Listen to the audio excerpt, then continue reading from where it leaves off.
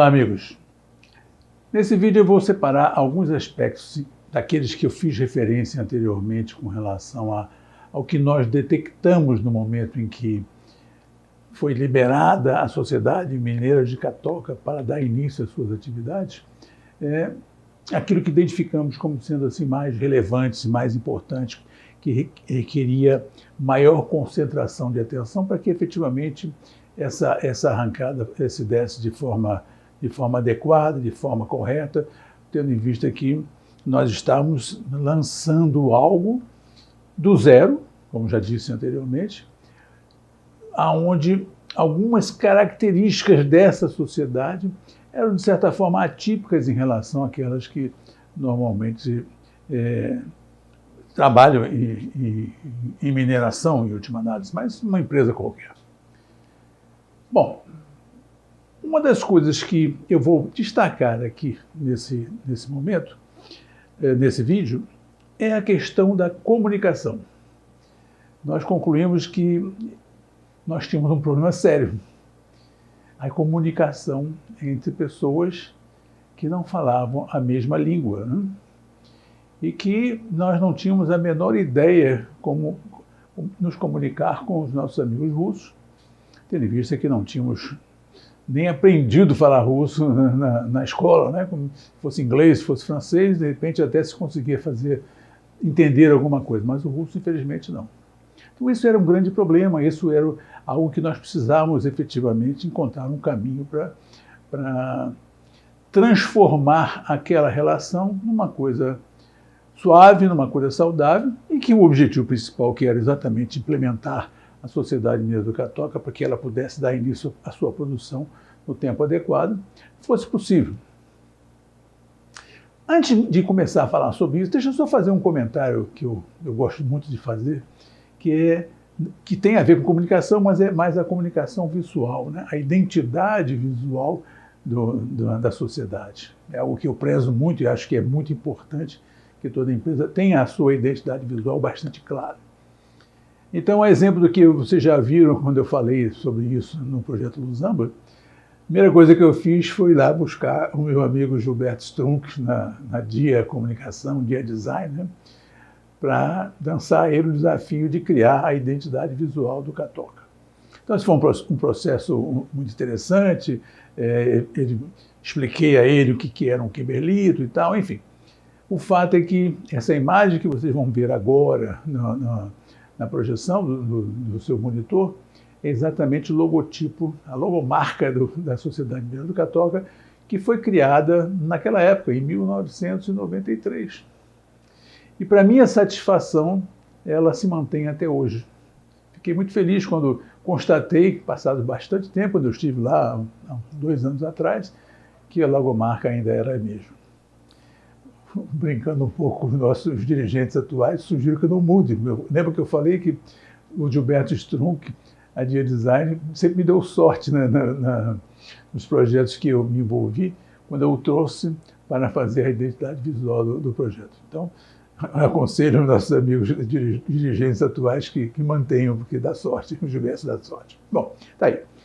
Então, vamos agora falar um pouco sobre a questão da comunicação. Nós tínhamos uma situação de fato, né? Nós tínhamos a comunicação falada, pura e simplesmente, que precisávamos encontrar uma forma de fazer com que isso ficasse o menos difícil possível, né? Que, evidentemente, nós tínhamos tradutores muito competentes, mas o fato é que a conversa, o olho no olho, quando você trata de alguma questão, a emoção tem que estar presente, e o tradutor não traduz emoção, né? Ele traduz palavras, então às vezes a interpretação daquilo que se falava era passada para a pessoa com quem nós estávamos buscando de forma simplesmente traduzida, então ninguém precisava de emoção, né? E nós latinos usamos muita emoção para poder transmitir os pensamentos, então realmente nós tivemos uma série de dificuldades. Bom, tínhamos na fase inicial nós os três diretores, eu como diretor-geral, o Ganga Júnior como diretor administrativo financeiro, representando a Indiama, e o Yuri Derevinin como o diretor técnico, representando, na época, Yakult-Almaz. Eu falo na época porque depois mudou o nome, mas aí eu vou falar isso mais na frente. E nós três precisávamos nos conhecer também, né? Então, começamos então a ter reuniões, a discutir vários aspectos, desde o simples conhecimento mútuo, né? Até falar um pouco sobre as ações, as estratégias nossas para... Nós precisávamos sair, nós estávamos em Luanda, baseado em Luanda, conseguimos uma casa na Vila do Gamec. Naquela época a situação na cidade não estava assim muito tranquila, então nós optamos por criar a nossa base na própria Vila do Gamec, onde morávamos todos, e uma das casas da vila passou a ser o escritório do Catoca. Mas a nossa missão era começar o projeto lá em Saurimo, né, lá na Lunda Sul. Então, uma das conversas que tínhamos, falávamos sobre isso, falávamos sobre também a interação, principalmente com o sócio russo, porque era ele sócio que ia fornecer os equipamentos para a mina, que era uma fábrica monstruosa, muito grande, depois eu vou falar detalhadamente sobre isso. E tínhamos também a necessidade de mobilizar pessoas, né? Tanto os técnicos da Yakult-Almaz, como os administrativos e os outros tipos de técnicos, tanto da parte de informática, enfim, de todas as partes envolvidas numa empresa como aquela. Então, esse foi o primeiro trabalho de comunicação mútua, né, para que a gente pudesse se conhecer e começar a estabelecer critérios, estabelecer estratégias para a nossa gestão. Mas tínhamos um problema sério, sabe? Como eu disse na outra ocasião, eram 3 empresas, eram 3 visões de gestão diferentes, né? Entendimento das coisas, do que é gestão, do que é produtividade, do que é resultado, do que é uma série de coisas, porque tinham culturas empresariais diferentes, né? Então nós precisávamos transformar isso tudo em uma coisa só, uma vez que, mais uma vez, como disse anteriormente, o que nós tínhamos é a missão de criar uma empresa, uma sociedade mineira do Catoca, que iria fazer a gestão técnica e comercial e administrativa daquele empreendimento. Como fazer? Ficamos aqui pensando da maneira melhor para podermos criar essa harmonia desse conjunto tão heterogêneo. E isso nós fizemos várias tentativas, uma delas foi buscar uma aproximação, principalmente com os russos, porque com os angolanos nós não tínhamos necessidade nenhuma, né? Até mesmo, eu mesmo já conhecia o Ganga Júnior, já de outras ocasiões, não tínhamos trabalhado juntos, mas já o conhecia. Não conhecíamos era o Yuri, né? Tanto eu como o Ganga não conhecia o Yuri, então a aproximação não deu certo, quer dizer, não é que não deu certo, quer dizer, é lógico que isso aproxima as pessoas, facilita, mas não é aquela relação do dia a dia, porque se o tradutor não estivesse perto, nós não tínhamos como conversar, né? Depois começamos a fazer palestras, né, para que as pessoas pudessem entender algumas coisas. Eu mesmo fui lá fazer algumas palestras também. Mas fazer palestra para 50 pessoas, como chegou uma época que nós tivemos 50, 60 pessoas num auditório, com um tradutor, é muito complicado. É complicado porque você não consegue aquela história da emoção, né? Você não consegue transmitir emoção numa palestra através de um tradutor. Muito difícil. Contratamos um sociólogo para também fazer palestra, falando sobre comportamento humano, essa coisa toda. Não deu certo, não deu certo. O passo que nós resolvemos seguir foi buscar aquilo que nós chamamos de consenso. O que era o consenso? O consenso era, bom, nós temos 3 empresas, nós temos 3 formas de enxergar as coisas, então vamos nos juntar e consensar como vamos entender determinadas coisas. Por exemplo, a área administrativa. Vem um representante da Yakult-Almaz, vem um representante da Odebrecht, vem um representante da Indiama. De preferência, representantes que venham a trabalhar na empresa no futuro, né? No projeto, melhor dizendo. E sentem na mesa e discutam. Vamos discutir na parte administrativa. Vamos discutir o conceito de folha de pagamento, de recursos humanos, de filosofia de recursos humanos, alojamento, transporte, tudo aquilo que está envolvido na área administrativa, vão discutir, vão encontrar a melhor forma de entender isso, forma essa que seja comum aos 3 representantes, para que aquilo pudesse espelhar o que a sociedade mineira do Católica ia passar a entender a partir daquele momento. Fizemos isso para a área financeira, fizemos isso para a área de informática, de produção, de exploração, de metalurgia, tudo que você possa imaginar que fazia parte da sociedade mineira foi buscado o consenso. Esse trabalho levou meses para serem feitos e a conclusão era, terminou um trabalho, aquilo era escrito, qual é o procedimento, é como se fosse um manual de procedimento, normas e procedimentos, né?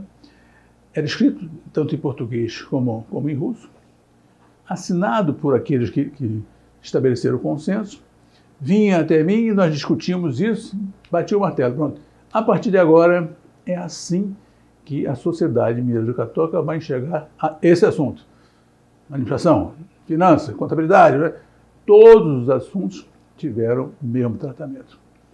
E assim nós conseguimos estabelecer um modus vivendi, né? Como é que nós íamos tratar. Evidentemente que uma coisa é você fazer isso conceitualmente, como fizemos, com representantes, claro, pessoas que conheciam o assunto, e outra coisa é você pôr em prática.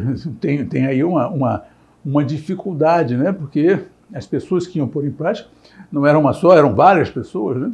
Então isso, cada um deles tinha que absorver aquilo que estava sendo consensado, estava consensado, para que ele pudesse praticar. Nós tínhamos consciência que isso levaria um certo tempo, mas era importante que tivesse um referencial, né? A partir daquele momento, nós tínhamos um referencial para que as pessoas seguissem determinado tipo de procedimento diante das situações do dia a dia. Nós ainda não estávamos vivenciando todas as situações que já estavam consensadas, mas elas já estavam ali previstas para um futuro, né? Penso que essa foi uma forma importante para que nós pudéssemos dar à sociedade mineira do Católica um perfil, né? uma filosofia empresarial, né? Não era o entendimento da Odebrecht, da Almaz, da Yakult Almaz e nem da Indiama. Era o entendimento dos 3, que eram, ou seja, um quarto entendimento eventualmente, né? Mas que iria vigorar a partir daquele momento que nós tivéssemos necessitando de praticar algumas daquelas ações que estavam consensadas. Isso deveria durar ao longo do tempo, eventualmente alguns ajustes, com certeza que sim, mas pelo menos era um ponto de partida interessante para que a gente pudesse dar o tal do arranque do projeto. Isso tudo ainda dentro de Luanda, né? Nós não tínhamos saído, nós não tínhamos ido à mina ainda, porque nós tínhamos muitas outras coisas para fazer, melhor dizendo, mas nesse primeiro momento, penso que essa ação foi uma ação estrategicamente importante para que a gente pudesse ter a nossa base de gestão para o futuro. Bom, meus amigos, esse vídeo eu vou ficar por aqui, é só para ressaltar esse ponto importante, porque comunicação, aliás, comunicação é um problema em todas as empresas, né? Eu conheço várias empresas com muitos anos de vida que têm problemas de comunicação até hoje. Então nós tínhamos que partir de alguma forma, numa equipe heterogênea como a nossa, nós tínhamos que criar algo que pudesse criar um referencial para que todos seguissem o mesmo caminho. E assim foi feito, penso que deu um resultado positivo. No próximo vídeo vamos falar de outras questões que estiveram presentes no nosso dia a dia para a implantação. A nossa missão era realmente criar uma sociedade pronta para arrancar com a produção do Católica, que tinha lá o seu tempo para começar, porque além dos aspectos puramente administrativos, nós tínhamos também os aspectos técnicos de implantação da fábrica e tudo, mas isso é assunto para um outro momento. Muito obrigado e até a próxima.